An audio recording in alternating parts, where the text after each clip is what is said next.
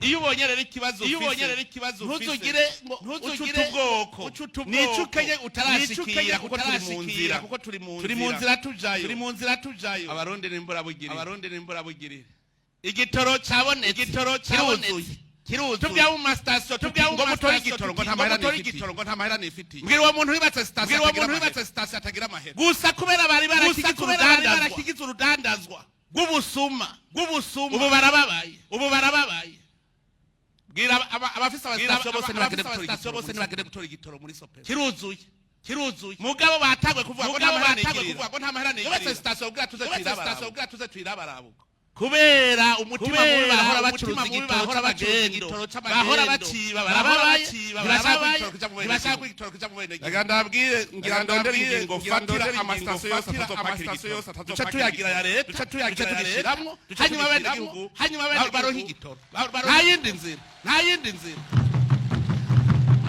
oya nimwiyumvira umuntu avuye station mubwira ngo gutora igitoro ngo nta mahera nifitiye sawa iyo station duca twitwarira leta aho uzoshaka gucuruza igitoro tugusubiza station ya nta yindi nzira namaze kuvuga ababe barategura dufata ingingo uburongozi nukunyene ntirushaka kwemera umuntu azaratwononera mwene abantu bopfumareka kuba Yesu niwe yavuze abonye abayuda bama yabonye yundi vyagira kora igitutsi yo mutuka aca mubwira ngo vyo kubereye vyo gwipfumureka kuvuga none n'abantu nkabo babereye vyo iyo abanyamahanga b'abanyamahanga.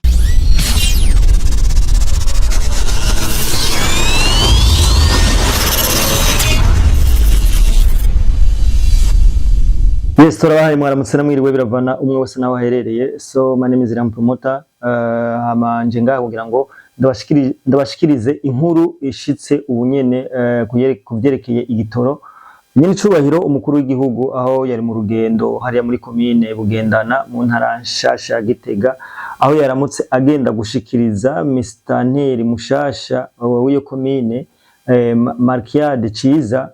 Yashoboye kuvuga amajambo kuvyerekeye igitoro, aho yashoboye gushikiriza ibintu bitariko biragenda neza mu rudandazwa rw'igitoro, aho yavuze nti igitoro ubu kiruzuye muri Sopebu.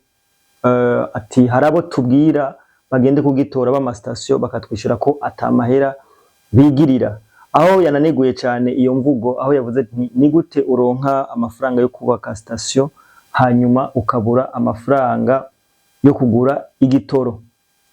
Ari naho yashoboye kuvuga ko hagiye gufatwa ingingo ruhasha, ingingo izotuma amastation yose adatanga igitoro ku bene gihugu ashikanwa mu minwe ya leta.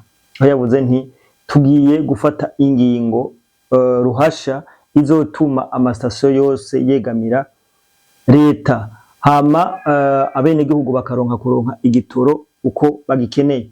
Yongera navuga nti igihe nyene station azobabona ko ashobora gutanga igitoro ku bene gihugu azogaruka muri leta tubivugane, hama yongere gutanga igitoro. Ariko uyu mwanya inkuru y'ihumure nuko igitoro cuzuye muri Sopebu, ikibazo gihari ari uko amastation atariko aragitanga. Turabashimiye cyane ubafasha kanya ukurikirana kino kiganiro, turabakunda cyane. Bye bye.